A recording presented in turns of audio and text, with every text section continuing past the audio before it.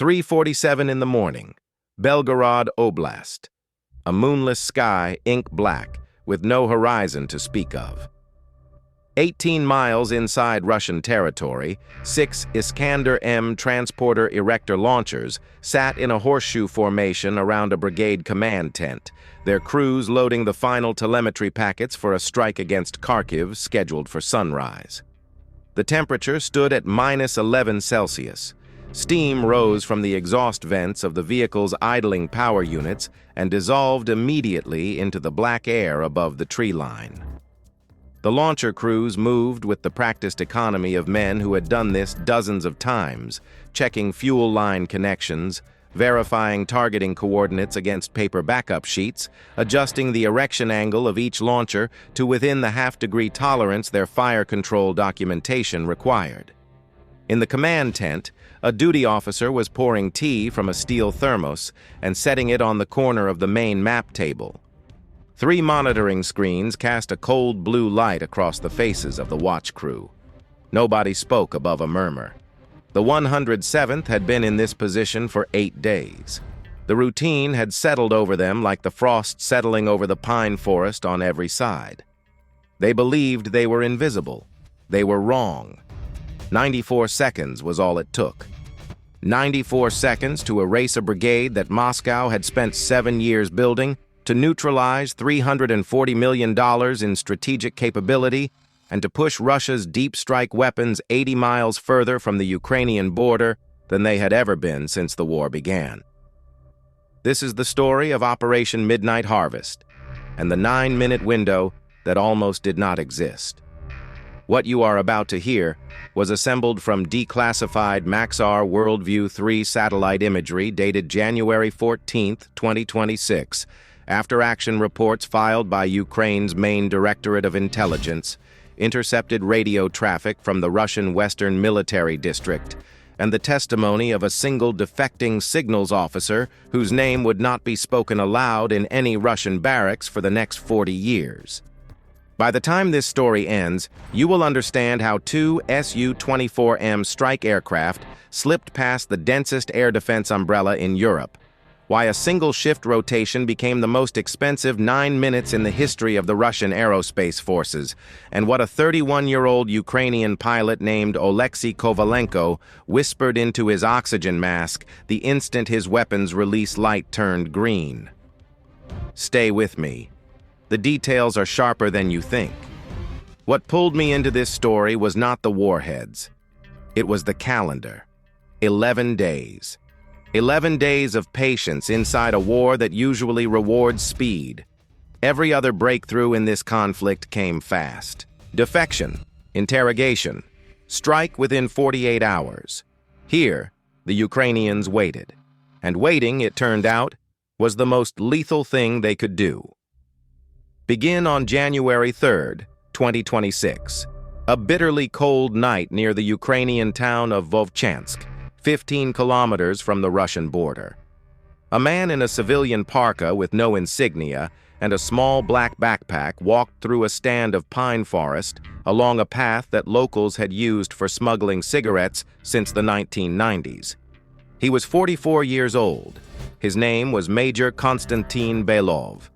He had served 17 years in the 12th Signals Regiment of the Russian Armed Forces, headquartered in Voronezh. In his backpack was an encrypted external drive containing 11 days of GLONASS uplink logs from a unit he was not supposed to have access to. He had stolen them, one fragment at a time, across 43 separate sessions logged under the name of a junior lieutenant who was on medical leave. He had prepared for this moment across 11 weeks. His wife believed he was attending a training rotation in St. Petersburg.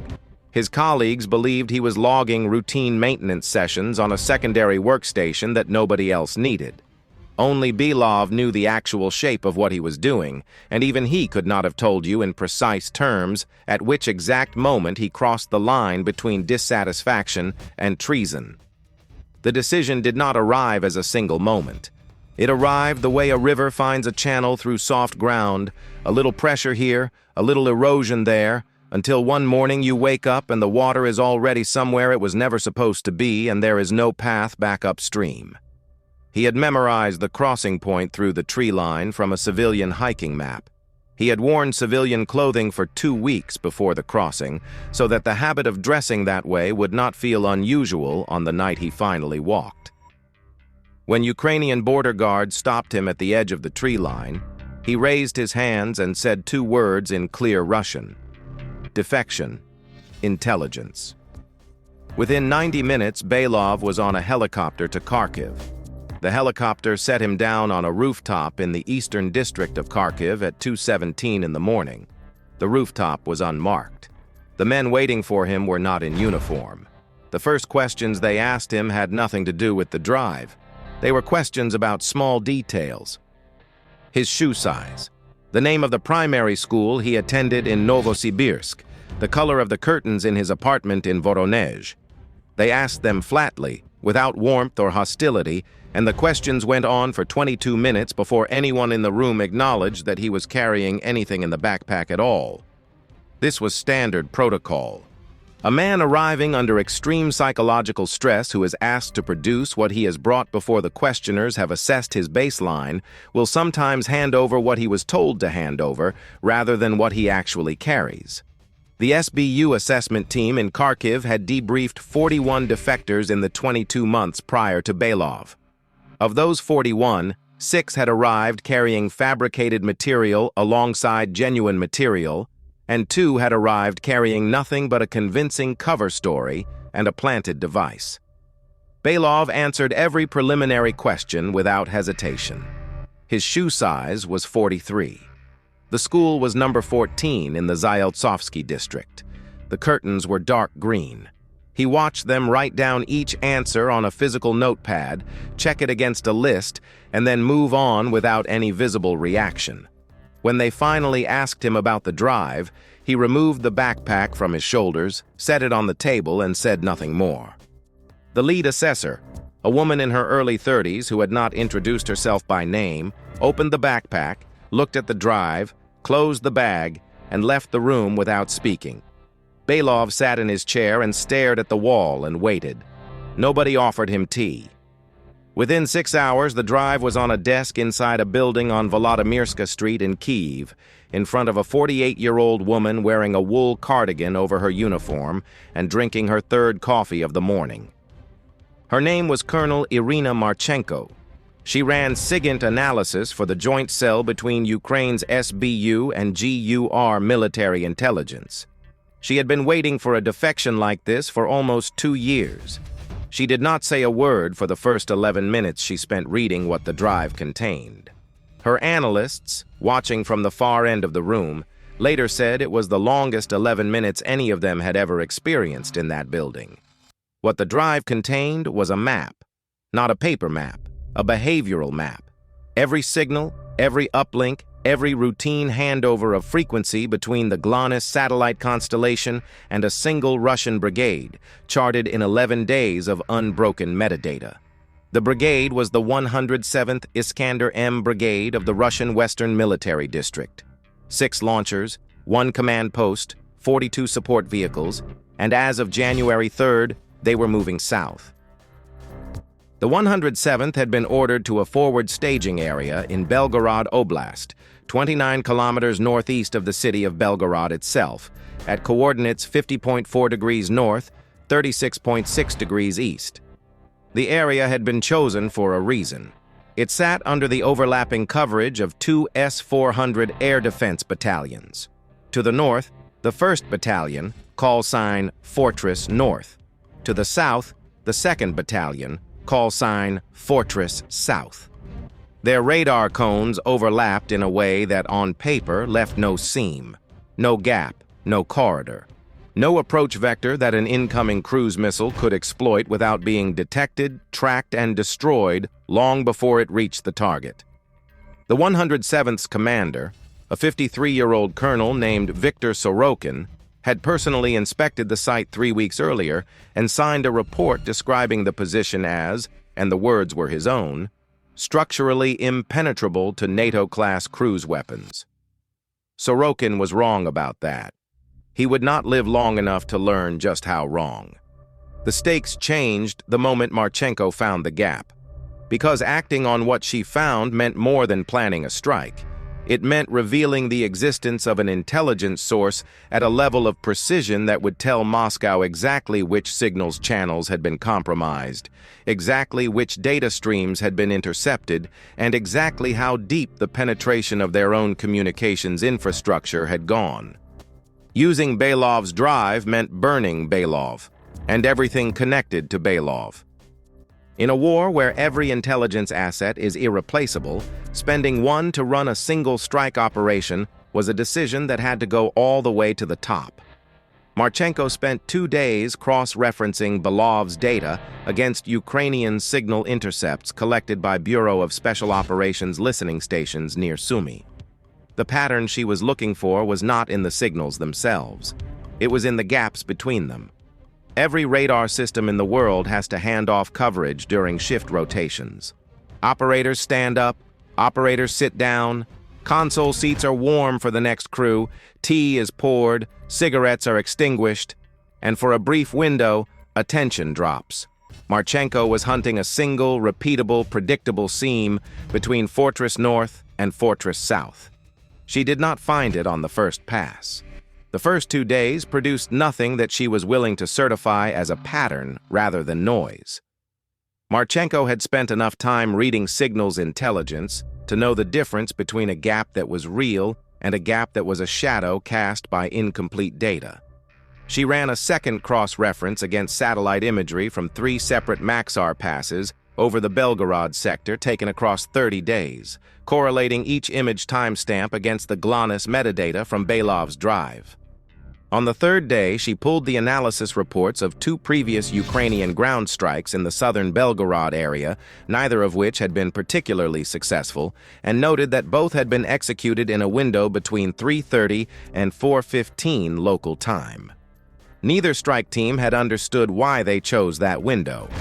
They had been following a pattern identified by a field signals unit, and the field unit's report described it as a perceived reduced radar activity period without specifying the mechanism.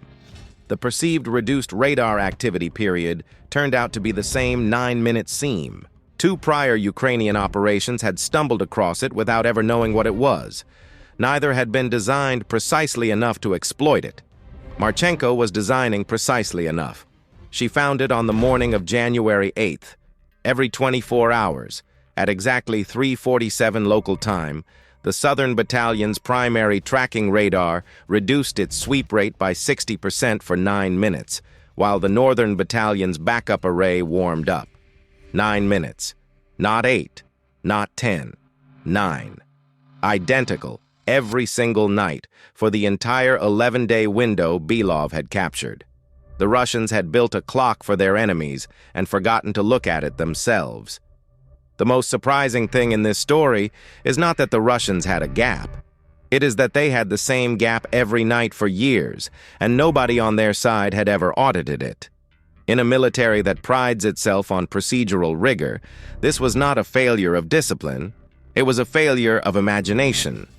Nobody in the Western Military District had ever considered that a rotating shift schedule, filed in triplicate and approved by 3 separate departments, could become the most dangerous document in the Russian armed forces.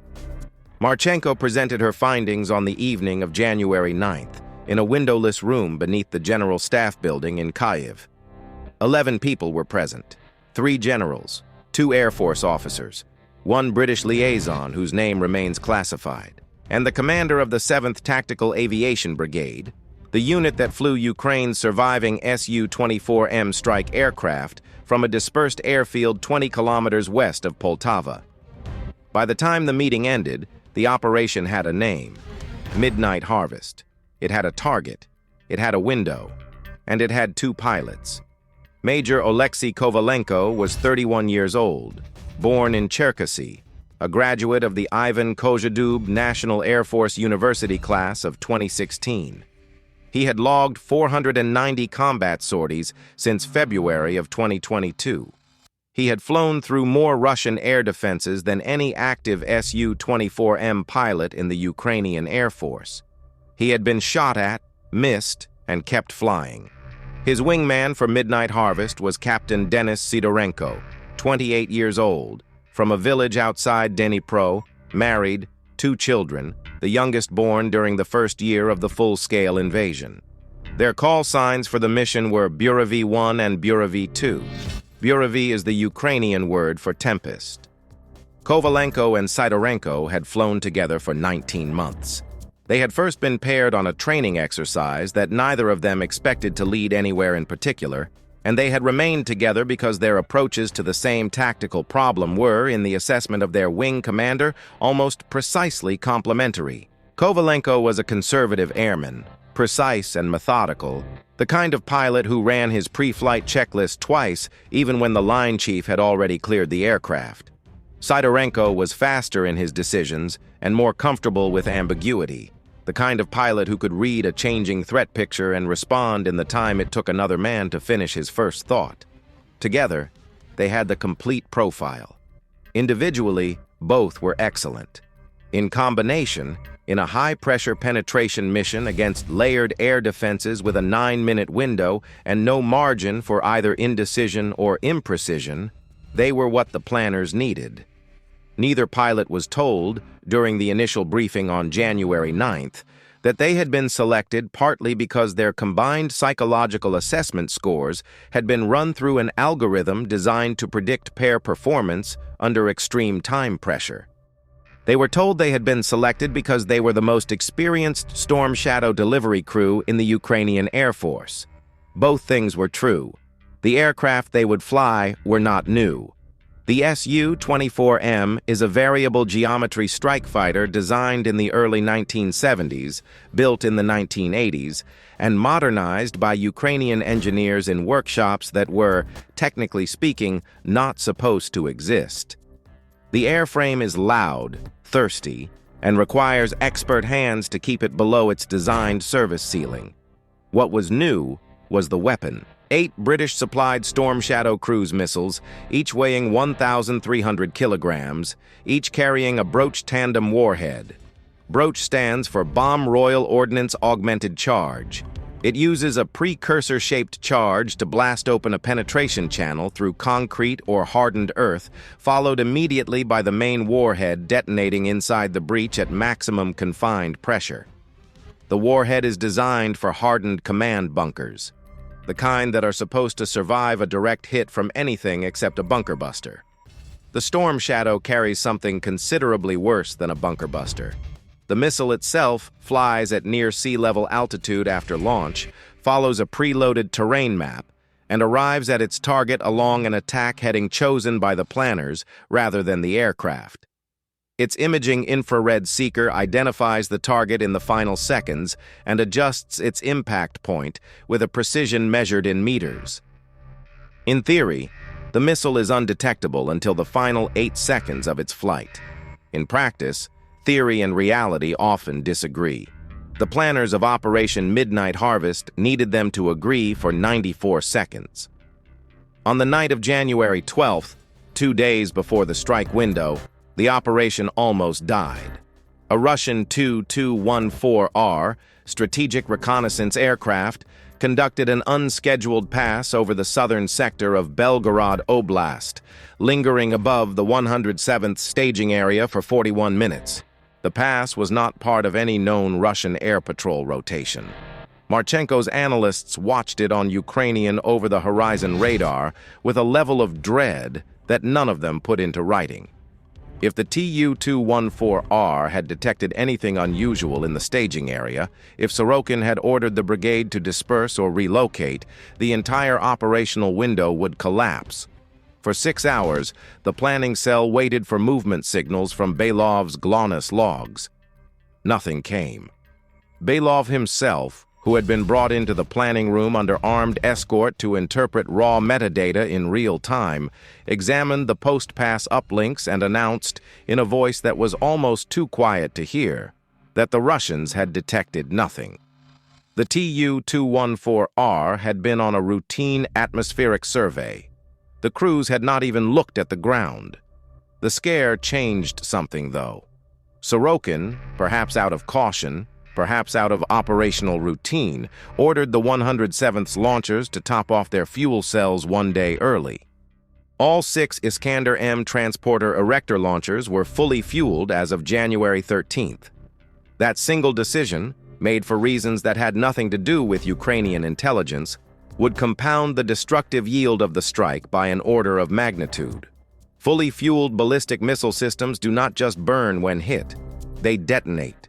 Each Iskander-M launcher carries approximately 700 kilograms of solid rocket propellant in its ready-to-fire missile.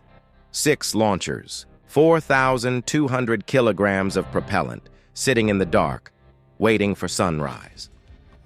On the evening of January 13th, while Kovalenko was preparing for the mission in Poltava, Colonel Viktor Sorokin was 47 kilometers to the northeast, in the brigade command post, conducting what his duty log would later record as a final pre-execution review of the Kharkiv fire mission.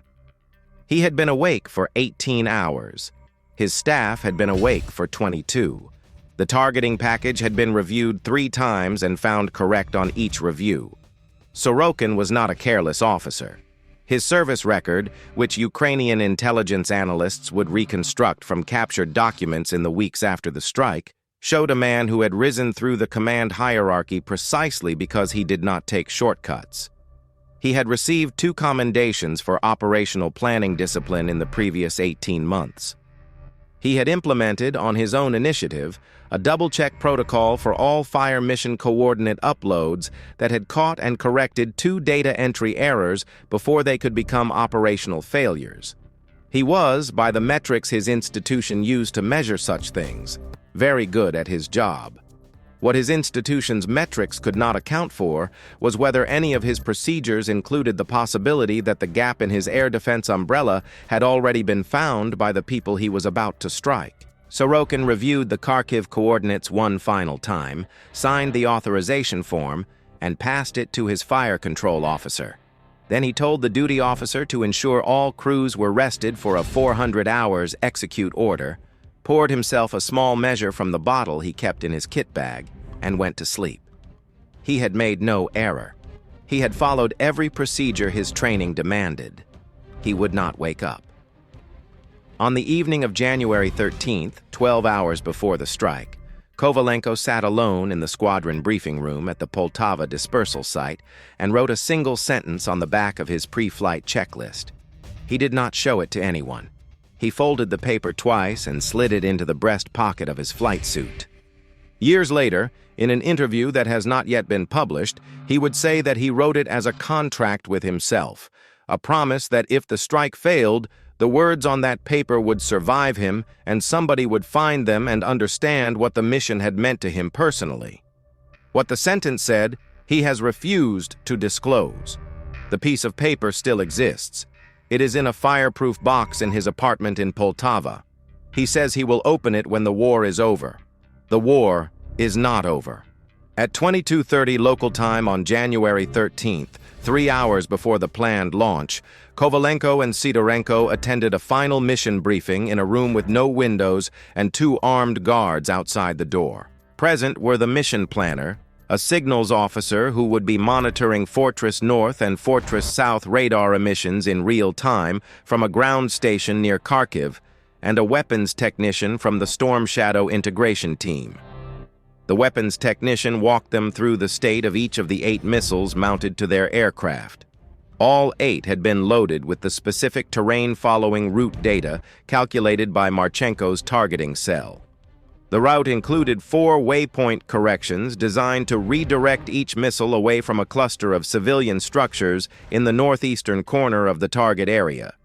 The final approach heading was set at 37 degrees from magnetic north, chosen to put each missile into the staging area from the direction of a forested ridge that provided the lowest radar cross-section exposure in the last 3 kilometers of flight. The technician noted that missile number 5 had shown an anomalous data flag during the final guidance upload, a flag that had since self-corrected. He said this was within normal parameters. Kovalenko looked at the technician for a long moment and asked him to define normal parameters. The technician consulted his documentation and said that a self-corrected anomaly in the guidance upload had been observed in fewer than 2% of all Storm Shadow deliveries in this theater, and that in every observed case the missile had subsequently performed within specification. Kovalenko said nothing more about it. After the technician left the room, Sidorenko said something quietly in Ukrainian that the signals officer did not record in his notes. Kovalenko's response also went unrecorded. What is known is that at 23:45, both pilots ate a full meal in the officer's dining facility, returned to the briefing room for a final weather check showing clear skies and -9 at altitude, and walked to their aircraft at 2:31. The aircraft launched at 2:51 local time on January 14th. They flew west first, away from the target, hugging the terrain of the Poltava region at 120 meters above ground level.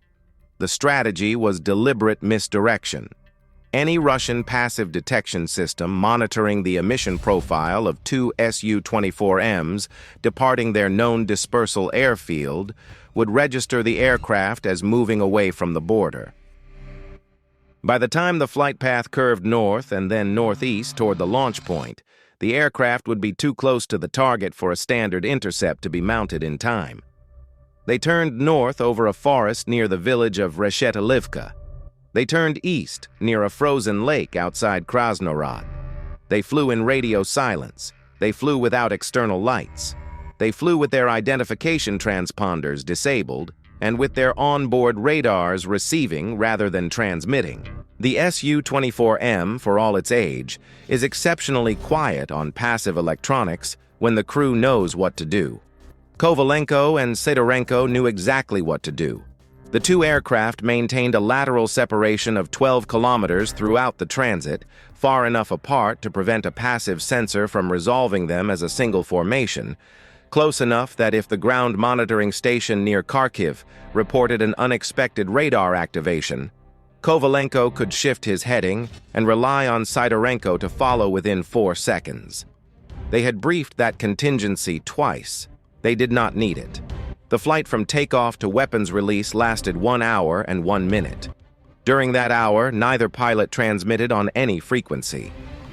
The only sound in Kovalenko's cockpit, beyond the persistent tone of the terrain-following radar and the thrum of the 2 Lyulka turbojet engines at his back, was his own measured breathing.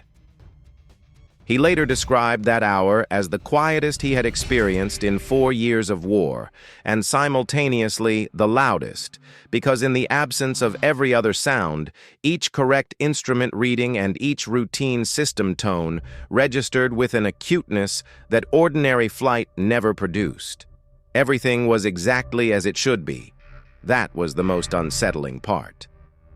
At 3:41 local time, the two aircraft separated by 12 kilometers and began their individual attack runs. BUREVY-1 banked left and approached the launch point from the southwest at 460 kilometers per hour. BUREVY-2 banked right and approached from the south. The launch point itself was 82 kilometers inside Ukrainian-controlled territory. Storm Shadow has a range that makes that math work with margin to spare. At 3:46 and 59 seconds, the southern sector of Fortress South's primary tracking radar reduced its sweep rate by 60%. The shift rotation began. The seam opened. Kovalenko's weapons release light turned green at 3:47 and 17 seconds. He pressed the release button on his control stick 4 times in rapid succession, each press separated by a 1-second interval. 4 Storm Shadow missiles separated from the underwing pylons of BUREVY-1 and ignited their turbojet engines in a sequence of low, flat smoke trails that dissipated against the dark within 2 seconds. 12 kilometers to the south, Sidorenko did the same. 4 more missiles dropped, ignited, and disappeared into the night. 8 missiles, 1 target, 94 seconds of flight time. The clock was running. At 3:48, the planners in Kiev lost telemetry from one of the 8 missiles. Ukrainian Storm Shadows do not transmit during flight, but the launch aircraft maintain a brief data handshake immediately after release to confirm engine ignition and trajectory lock. Missile number 5 reported normal ignition and then dropped into complete data silence. For 90 seconds, Marchenko did not breathe.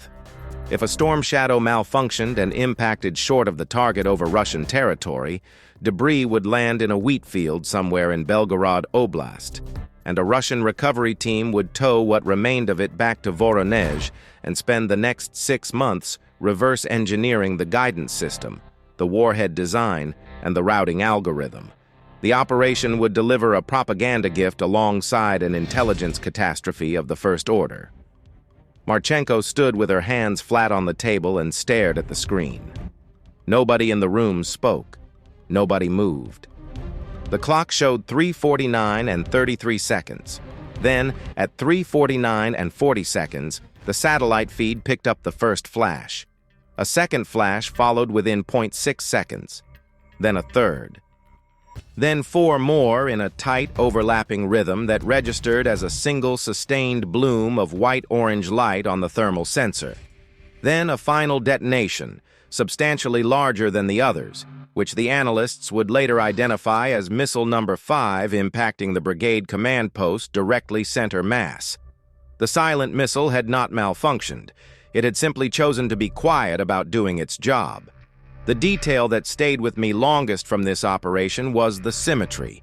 8 missiles released, 8 missiles arrived, none lost, none intercepted, none even acknowledged by the air defense systems that were supposed to be watching every square meter of Russian airspace south of Voronezh. In 4 years of war, a strike record that clean does not happen by accident. It happens because someone waited 11 days. The financial accounting of what happened in those 94 seconds is worth sitting with for a moment. Each Iskander-M transporter erector launcher, inclusive of the launch vehicle, the 9M723 ballistic missile it carries, and the full command and fire control suite required to operate it, costs the Russian procurement system approximately $56 million at current defense ministry rates. 6 launchers. $336 million. The brigade command post, a hardened mobile facility incorporating encrypted communications hardware, satellite uplinks, and the full suite of fire mission planning equipment, was assessed at approximately $4 million. $340 million total. Gone in 94 seconds.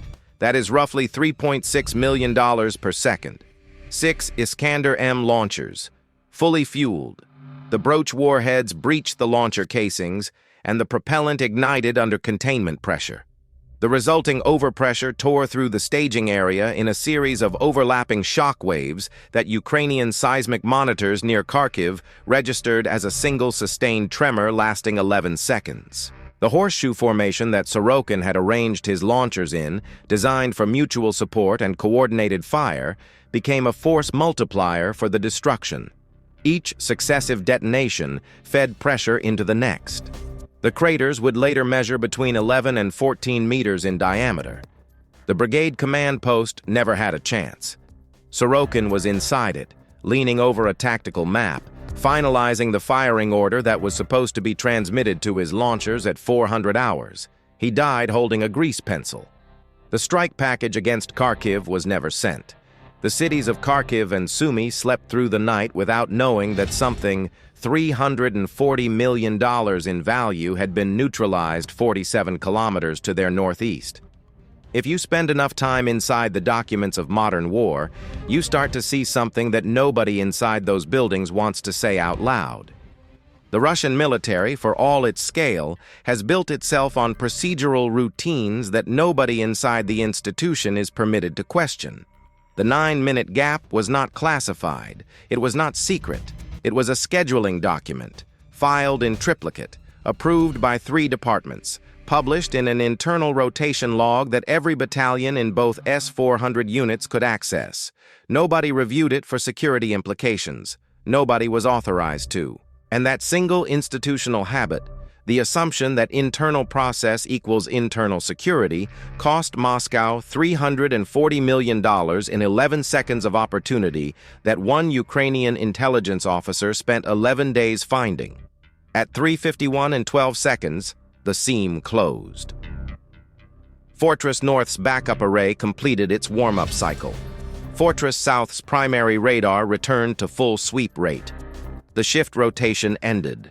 The Russian air defense network over southern Belgorod Oblast was, once again, nominally structurally impenetrable.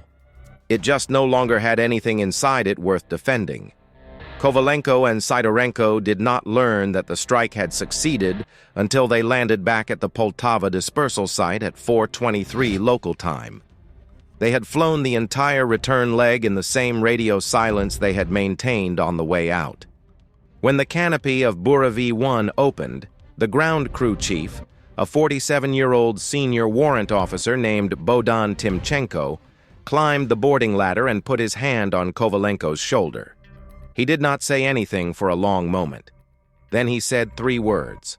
Then Kovalenko cried inside his helmet, with the visor down so that no one on the flight line could see, for 1 full minute. What Timchenko said has not been disclosed publicly. The ground crew gave both pilots an unusual amount of space for the rest of that morning. In the immediate aftermath of the strike, the operation faced one final crisis that came not from the Russians, but from within the coalition itself. At 4:42 that morning, a junior duty officer at a NATO liaison cell in Brussels, unaware that Midnight Harvest had been compartmentalized at the highest classification level, attempted to send a routine after-action notification through an email channel that was not secured to the appropriate standard. The email was intercepted by Ukrainian counterintelligence before it left the server, but for 90 minutes, the planning cell in Kyiv operated on the assumption that operational details might have leaked before Moscow had even acknowledged the strike. The British liaison officer who had attended the January 9th meeting drove personally to the Brussels facility within 6 hours and removed the email from every backup system in the building. The junior officer was reassigned to a non-operational desk role in Norfolk, England. The potential leak never reached Moscow. The operation's integrity held. The Russian response began at 4:56. It was not a counterstrike. It was silence. Within 14 minutes of the first damage assessments reaching the Russian Western Military District headquarters in Smolensk, every encrypted communication channel across the district went dark. Routine traffic, weather reports, supply requests, personnel transfers, medical evacuation requests, all of it. The blackout lasted 72 hours. Ukrainian intelligence analysts had never observed a communications shutdown of that magnitude during the entire war. Marchenko later described it in an internal memo as the silence of an institution that has received a wound it does not know how to explain. At 9:12 UTC on January 14th, less than 6 hours after the strike, a Maxar WorldView-3 satellite passed over the target area at coordinates 50.4 degrees north, 36.6 degrees east. The imagery was declassified within 72 hours and shared with a small group of Western defense analysts. What it showed was unambiguous. Thermal scarring across an 800-meter radius. 6 distinct impact craters, each between 11 and 14 meters in diameter, arranged in a horseshoe pattern matching precisely the formation Belov's GLONASS data had predicted. A 7th, larger crater, 22 meters across, marking the location of the brigade command post. Debris fields radiating outward in radial patterns, consistent with multiple simultaneous secondary detonations of fueled ballistic missile systems. No surviving structures. No identifiable equipment. The staging area that had existed 9 hours earlier had been returned to open field. The strategic consequences arrived within 10 days. By January 24th, Russian satellite reconnaissance over Belgorod and Kursk oblasts detected the movement of 3 additional Iskander-M brigades east, away from the Ukrainian border. The relocation distance was approximately 80 miles in each case. the operational variant of the 9 K-720 Iskander-M, carried by Russian units, as assessed by Western intelligence, has a maximum engagement range approaching 450 kilometers.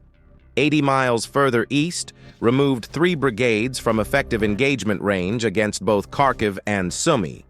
2 Ukrainian cities, with a combined civilian population of nearly 2 million people, were measurably safer because 1 Russian signals officer had walked through a stand of pine forest near Vovchansk on a cold January night. Major Konstantin Belov, the defecting signals officer whose encrypted drive had made the entire operation possible, disappeared from public records on January 18th. Ukrainian authorities have neither confirmed nor denied his current status or location. His wife and teenage son, who had remained in their apartment in Voronezh, were declared missing by Russian municipal authorities on January 22nd. No Russian agency has provided any further explanation. A senior Western intelligence official, speaking on background to a journalist whose name has not been printed in any public report, said only that certain assets reach a value point at which their entire extended network becomes operationally significant. The official did not elaborate further. The journalist did not pursue it. Here is the part of this story that does not sit comfortably, even among people who have spent years following this conflict. Operation Midnight Harvest succeeded because one man in Voronezh decided, for reasons that will probably never be fully explained, that what he was being asked to participate in was not worth his loyalty. We can call that decision conscience. We can also call it treason. Both words are technically accurate, and both descriptions land differently depending entirely on which side of the border you are standing on when you say them. But the longer this war continues, the more often we discover that the decisive moments do not belong to the side with the better weapons. They belong to the side whose opponents contain, somewhere inside their own structure, a single person who has decided that the system they serve is not worth defending. That is not a strategic insight. It is a human one. And it is the kind of insight that no procurement budget in the world can buy. Colonel Iryna Marchenko returned to her office on the morning of January 15th. She did not give interviews. She did not attend the formal debrief at General Staff Headquarters. She instructed her analysts to begin examining the second encrypted drive that Belov had brought with him across the tree line, the one that nobody had mentioned in the January 9th planning meeting, the one that allegedly contained metadata from a completely different Russian formation operating 400 kilometers further east. What that drive contains, and what may eventually be done with it, is not yet a matter of any public record. It is, for now, simply another set of habits waiting to be found. The 7th Tactical Aviation Brigade flew 4 more strike missions in the 11 days that followed Midnight Harvest. None of them required 11 days of preparation. None of them achieved the same scale of destruction, but all of them incorporated a specific piece of tactical knowledge that Marchenko's cell had extracted from the 9-minute window over Belgorod. The knowledge that Russian air defense systems are not networks. They are collections of units, each with its own schedule, its own crew rotation, its own institutional inertia. And institutional inertia, under the pressure of a precision weapon guided by 11 days of patient intelligence work, is not a defensive asset. It is a target. In Kiev, the operation has not been publicly named. Officially, the strike of January 14th, 2026, is referred to in Ukrainian military communications as a routine deep strike interdiction against enemy logistics infrastructure. Officially, Major Konstantin Belov does not appear in any Ukrainian government document. Officially, the 9-minute seam in Russia's air defense network was identified through standard signals analysis and exploited through normal targeting procedures. None of those official statements are complete. All of them serve a purpose. A war fought with information runs partly on information that can never be disclosed while the war is still running. The full account of what happened near Belgorod on January 14th will not be written in the language of official statements. It will be written later in the language of documents that have not yet been released, by analysts who have not yet been named, about an operation whose most important participants have not yet been publicly identified. That is how these things work. That is how they have always worked. The fragments that are available are already enough to understand what happened and why it mattered. 8 missiles, 1 seam, 11 days of patience, $340 million erased in 94 seconds. 3 Russian brigades pushed 80 miles east, 2 cities measurably safer, 1 man with a backpack walking through a stand of pine forest at midnight in the cold. Here is what I want to know from you, because I genuinely do not have a settled answer even after going through every document available. If you were Major Belov, in that Voronezh apartment, on the night you made the decision, what would have been the single factor that pushed you across the threshold? Not the reason you would give to a Ukrainian debrief team afterward. The actual reason. The one that woke you up at 3 in the morning 6 weeks before you walked into the forest. Write it in the comments. I read every one. One more thing before you go. There is a detail I deliberately left out of this story. It concerns a 3rd aircraft that was airborne over that sector of Belgorod Oblast on the night of January 14th, an aircraft that no Ukrainian, Russian, or Western official document has acknowledged was present.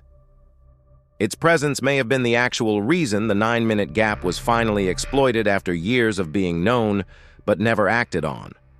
I will cover what that aircraft was doing and whose it was in the next video on this channel. If you want to know, subscribe and turn on the bell. We are not finished with Belgorod Oblast. We are only just starting. Stay sharp. Stay curious. The night is full of seams.